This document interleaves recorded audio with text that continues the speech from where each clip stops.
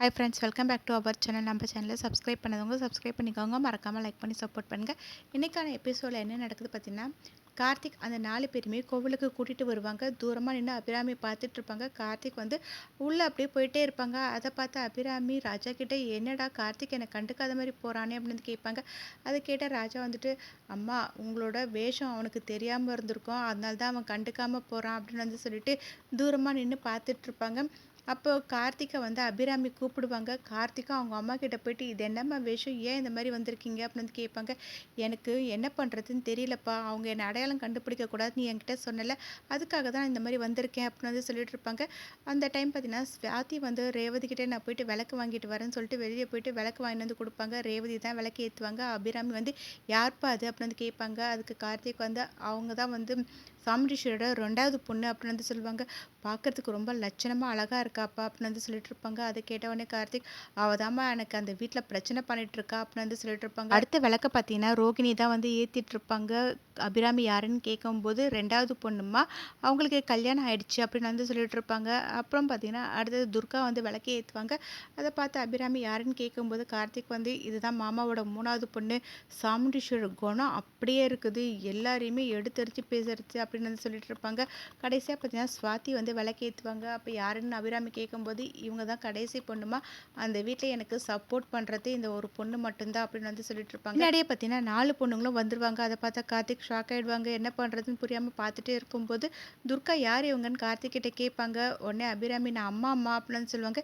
என்னது அம்மாவா, கோவிலில் பிச்சை எடுக்க வந்தீங்களா அப்படின்னு கேட்பாங்க. அதை கேட்டால் துர்கா ஏண்டி அந்த மாதிரி பேசுகிற நீ அப்படின்னு கேட்பாங்க. அவங்க ட்ரெஸ்ஸு பார்க்கறதுக்கு அந்த மாதிரி தானே இருக்குது அப்படின்னு துர்கா சொல்லும்போது ரேவதி பார்த்தீங்கன்னா கார்த்திகை பார்த்துட்டு, இது எல்லாத்துக்குமே காரணம் நீ தான், உங்கள் அம்மாவுக்கு ஒழுங்கான ட்ரெஸ் வாங்கி கொடுக்காதனால தான், உங்கள் அம்மாவை நீ ஒழுங்காக பார்த்துக்காதனால தான் இந்த மாதிரி துர்கா கேட்டா அப்படின்னு சொல்லிட்டு, சாரிம்மா அவள் எதுவும் தெரியாமல் பேசிட்டா அப்படின்னு சொல்லுவாங்க. அதை கேட்ட உடனே அபிராமியும், பரவாயில்ல இருக்கட்டும்மா, நான் பார்க்கறதுக்கு அந்த மாதிரி இருக்கிறதுனால தானே அப்படி பேசினாங்க அப்படின்னு சொல்லிட்டு இருப்பாங்க. இன்னைக்கு தான் நான் சாமியை முழுசாக பார்த்து சந்தோஷப்பட்ட நாள்மா அப்படின்னு சொல்லிட்டு இருப்பாங்க. சரிங்க ஆன்ட்டின்னு ரேவதி சொல்லும்போது, என்னம்மா ஆன்ட்டி சொல்கிற, அத்தைம்மா அப்படின்வாங்க.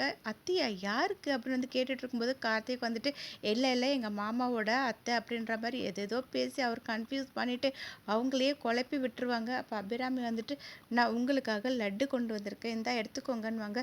ரோகிணியும் துர்காவும் பார்த்தீங்கன்னா வேண்டான்னு சொல்லிடுவாங்க. ஸ்வாதி மட்டும், நீங்கள் எங்கள் பாடி கார்டோட அம்மான்றதுனால நான் எடுத்துக்கிறேன் அப்படின்வாங்க. ரேவதியும் அதை வாங்கி சாப்பிட்டுட்டு ரொம்பவே நல்லா இருக்குது அப்படின்னு சொல்லிட்டு இருப்பாங்க. அபிராமியும் பார்த்தீங்கன்னா கண் கலங்கிட்டு இருப்பாங்க. எங்கள் ராஜா சாமி கும்பிடும்போது பிரசாதம் தீர்ந்துடக்கூடாது கடவுளேன்னு வேண்டிட்டு இருப்பாங்க. பின்னாடியே பார்த்தீங்கன்னா இந்த சிவனாண்டியா அவங்க ஆளும் பார்த்தீங்கன்னா ஃபாலோ பண்ணிகிட்டே இருப்பாங்க. ராஜாவும் நான் கேட்டதெல்லாம் கிடைக்கணும் கடவுளே வேண்டிட்டு திரும்பி பார்த்தா இவங்க ஃபாலோ பண்ணுவாங்க. அதை பார்த்தா ராஜா என்ன இவங்க நம்மள ஃபாலோ பண்ணுற மாதிரி தெரியுதுன்னு ஃபாஸ்ட்டாக போவாங்க. சிவனாண்டியும் கூட இருக்க ஆளும் பார்த்தீங்கன்னா பின்னாடியே துரத்திட்டு போயிட்டு ராஜாவை பிடிச்சிட்டு, டே நீ அவன் தானே அப்படின்னு கேட்பாங்க. நான் அவன் இல்லைனே அப்படின்னு ராஜா சொல்லிட்டு இருப்பாங்க. உடனே அவன் ஃபோட்டோவை எடுத்து காட்டிட்டு, இது நீ தானே அப்படின்னு கேட்கும்போது, ஆமாம் இது நான் தான் அப்படின்வாங்க. அப்போ சிவனாண்டி, அப்போ கேட்கும்போது நான் இல்லைன்னு சொன்னேன், அவனா நீன்னு கேட்டீங்க அதனால நான் இல்லைன்னு சொன்னேன், ஆனால் இப்போ ஃபோட்டோ காட்டி கேட்கும்போது இது நான் தான் அப்படின்னு சொல்லிட்டு பார்த்தீங்கன்னா அவர் ஃபன் பண்ணிட்டு இருப்பாங்க. அவங்களும் போட்டு செம்ம அடி ராஜாவை போட்டு அடிச்சிட்டு இருப்பாங்க. ராஜா அங்கேருந்து எஸ்கேப் ஆகி ஓடிட்டு இருப்பாங்க. நம்மளை எதுக்காக அடிக்கிறாங்கன்னு கூட தெரியவே இல்லையே, ஏன் அடிக்கிறாங்க ஒன்றும் புரியவே இல்லையே அப்படின்னு சொல்லிட்டு கோவிலுக்குள்ளே வந்துட்டு இருப்பாங்க. அங்கே கார்த்திக் நிற்கிறத பார்த்துட்டு, மாப்பிள்ளை என்னை எதுக்காக அடிக்கிறாங்கன்னே தெரியவே இல்லை மாப்பிள்ளை, 2 பேர் என்னை அடிச்சிட்டு இருக்காங்க மாப்பிள்ளை, என்னை எப்படியாச்சும் காப்பாற்றி நீ தான் காப்பாற்றணும் அப்படின்வாங்க.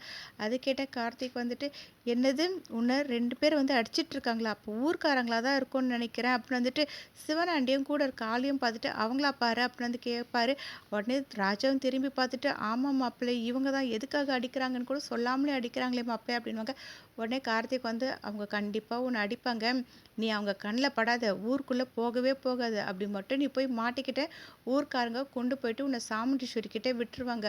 அவங்க உன்னை ஷூட் பண்ணுற சொல்லிட்டு சுடக்கூட மாட்டாங்க, ஆனால் சொல்லியே உன்னை கொன்னுடுவாங்க, அதனால நீ எஸ்கேப் ஆகி இங்கேருந்து போயிடு அப்படின்னு சொல்லுவாங்க. அது கேட்ட ராஜா என்ன மாப்பிள்ளை நீ சொல்கிறது தான் எனக்கு ரொம்ப பயமாக இருக்குது, அவங்கள விட நான் இங்கேருந்து போயிடுறேன் மாப்பிள்ளை அப்படின்னு சொல்லிட்டு பார்த்தீங்கன்னா ராஜா அங்கேருந்து ஓடி போயிடுவாங்க. இங்கே சிவனாண்டியா அந்த ஆளும் எங்கே போனான்னு தெரியவே இல்லையே, எஸ்கேப் ஆகிட்டானே அப்படின்வாங்க. கூட இருக்கான் வந்து சிவனாண்டி கிட்ட. அதெல்லாம் ஒன்றும் பிரச்சனை இல்லை, விடு பார்த்துக்கலாம், இன்னொரு வாட்டி நம்ம கையில் மாட்டாமலா போயிடுவான் அப்படின்ற மாதிரி சொல்லிட்டு இருப்பாங்க. இங்கே பார்த்தீங்கன்னா இந்த ரோகிணியும் துர்காவும் என்ன இவளுங்க 2 பேரும் நம்மளோட லெவல் என்னன்றது கூட தெரியாமல் அவங்க கிட்ட போய் நின்று பேசிட்டு இருக்காங்க. இதெல்லாம் எனக்கு கொஞ்சம் கூட பிடிக்கவே இல்லை. இந்த ரேவதி ஏன் தான் இப்படிலாம் பண்ணுறாலும் தெரியவே இல்லை அப்படின்னு வந்து சொல்லிட்டு இருப்பாங்க.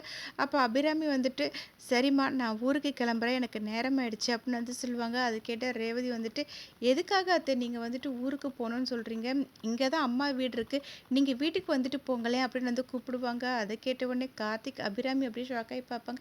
இப்படி இந்த எபிசோட் ரெண்டாக்கும். நெக்ஸ்ட் எபிசோடில் என்ன நடக்கு தெரிஞ்சுக்க நம்ம சேனல் லைக் பண்ணுங்கள், ஷேர் பண்ணுங்கள், மறக்காமல் சப்ஸ்கிரைப் பண்ணிக்கோங்க. தேங்க்யூ.